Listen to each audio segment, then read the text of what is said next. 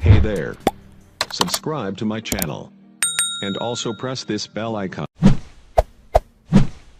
بسم الله الرحمن الرحيم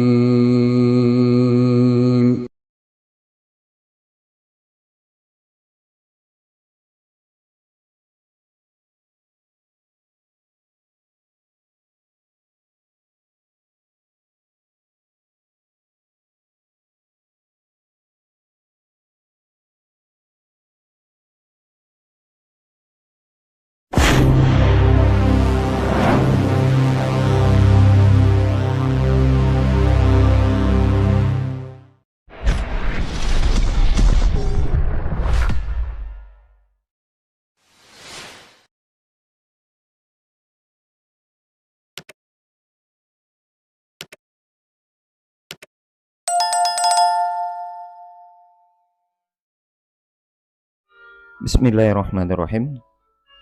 Assalamualaikum warahmatullahi wabarakatuh. Alhamdulillahirabbil alamin.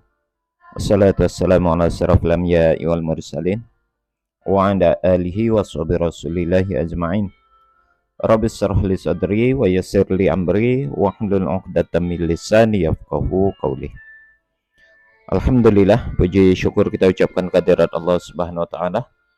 Allah yang Maha Pengasih lagi Maha Penyayang, yang memberikan begitu banyak nikmat dan karunia kepada kita semua. Semoga kita pandai memberikan satu hal yang terbaik untuk bersyukur kepadanya. Salawat dan salam kepada Nabi Allah Muhammad sallallahu alaihi wasallam. Allahumma shalli ala Muhammad wa ala ali Muhammad. Uswatun hasanah buat kita semua, contoh suri tauladan hidup untuk seluruh umat manusia. Laqad kana lakum fi Rasulillahi uswatun hasanah. Saudara sekalian, ada hal yang menarik berkaitan dengan surat Markus pasal 16 ayat 17 dan 18. Ini merupakan bahagian-bahagian akhir lah yang terdapat di dalam surat Markus itu ya. Surat Markus itu terdiri dari 16 pasal ya. Ini pasal terakhir di dalam surat Markus tersebut. Dan di dalamnya terdapat ayat yang ke-17 dan ke-18. Pasal 16 ini berakhir di ayat yang ke-20. Nah, berkaitan dengan ayat yang ke-17 dan ke-18 ini,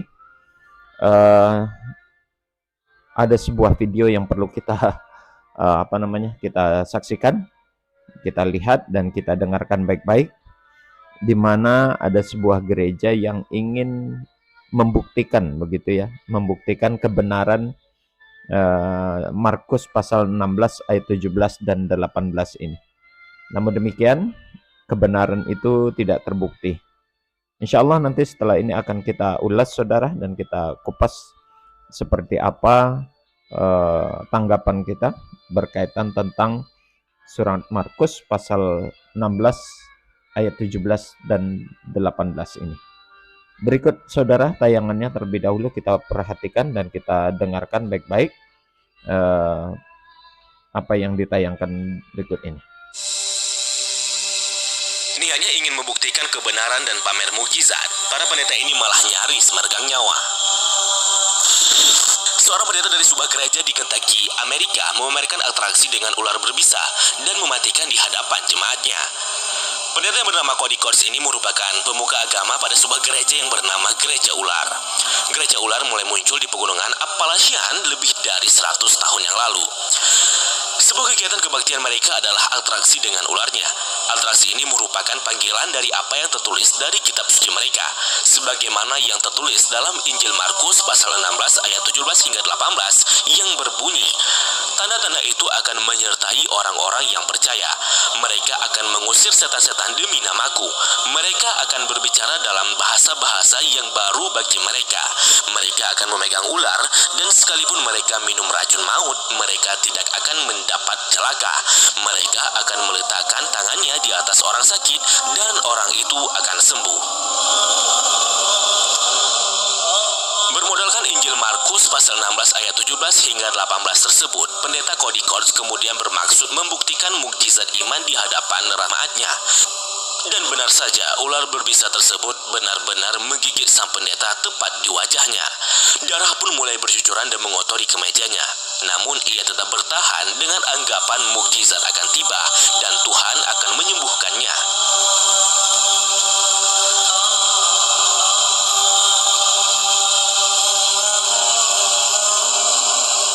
Jemaat pun mulai panik, sang pendeta juga mulai tumbang.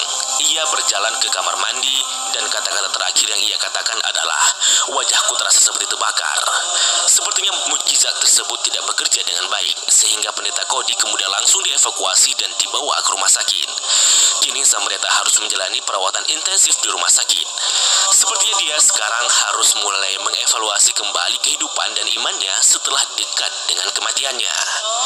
Namun kasus Cody ini bukan yang pertama kali.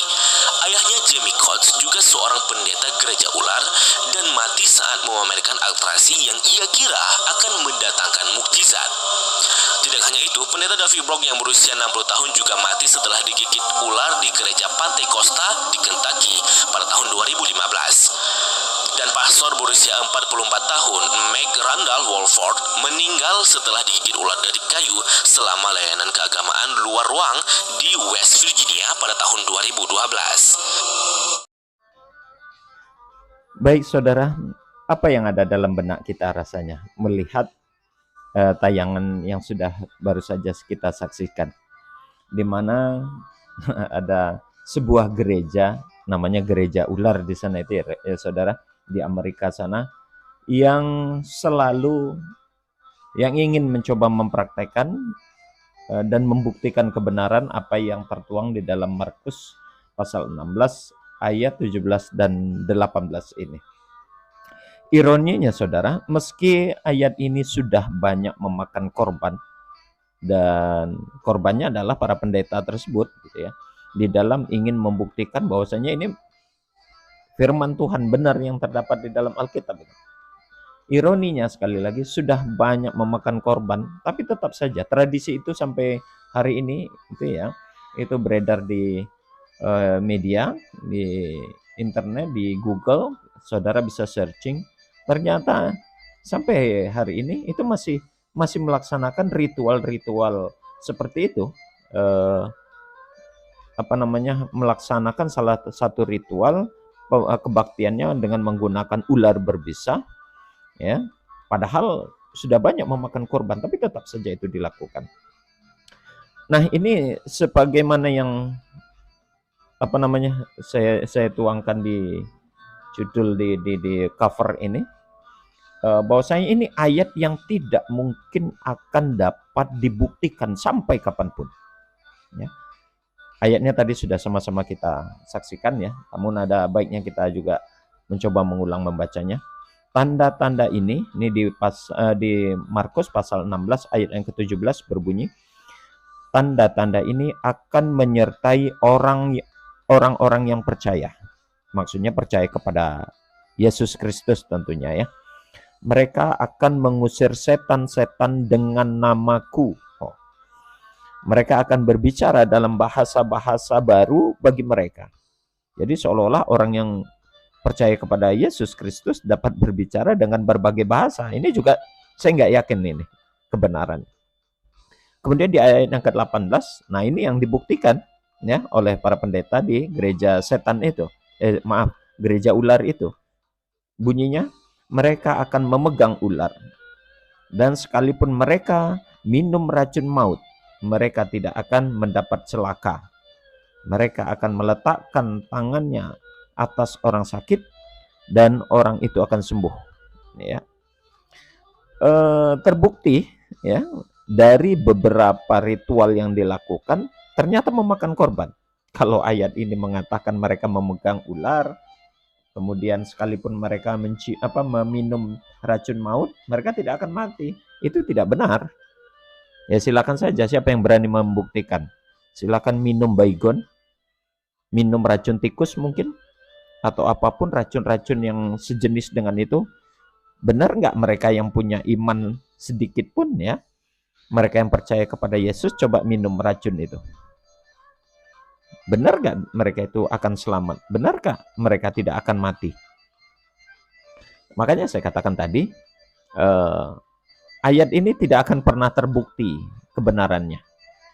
Saya tantang para pendeta yang ingin mencoba membuktikan kebenaran ayat ini. Ya. Siapa yang sanggup? Siapa yang berani membuktikan kebenaran ayat ini? Apakah benar adanya ini sebagai firman Tuhan dan dapat dibuktikan, dapat dilaksanakan?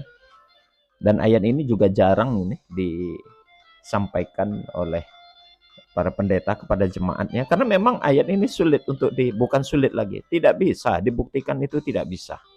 Siapa yang berani? Ya, siapa yang berani memegang ular berbisa, kemudian meminum racun maut itu?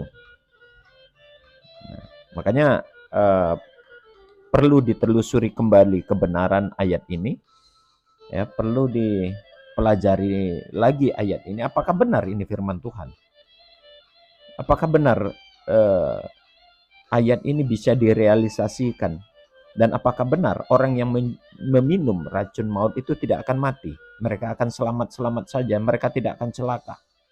Makanya sekali lagi, ayat ini tidak akan pernah mampu dibuktikan dan direalisasikan. Karena memang inilah salah satu ayat yang tidak pernah dicoba dilaksanakan oleh orang-orang yang menggunakan akal sehatnya, gitu ya. Nah, ironinya itulah apa yang terjadi di gereja ular ini. Mereka ingin membuktikan itu dan ternyata memang itu tidak terbukti. Sudah sekian banyak menelan korban, memakan korban, karena bertujuan ingin membuktikan ayat ini, ternyata tidak terbukti. Nah, ini menjadi pelajaran bagi kita bersama dan juga saudara-saudaraku yang beragama Kristen. Jangan mohon maaf, jangan menelan segala sesuatu itu dengan akal yang tidak sehat, begitu ya. Meski itu terdapat di dalam kitab suci, taruhlah ini Alkitab ini sebagai kitab suci, tapi perlu ditelaah dan digunakan akal untuk menalar dengan sehat, dengan benar. Benarkah demikian adanya? Semoga saja ini menjadi pelajaran sekali lagi dan menjadi intibar bagi kita semua. Karena memang ini irasional. Ya, ayat yang tidak masuk akal dan tidak dapat dibuktikan. Demikian saudara, semoga ini bermanfaat. Kita tutup dengan kafaratul majelis. Subhanakallahumma wa bihamdik, asyhadu an la ilaha illa anta, astaghfiruka wa atubu ilaih. Assalamualaikum warahmatullahi wabarakatuh.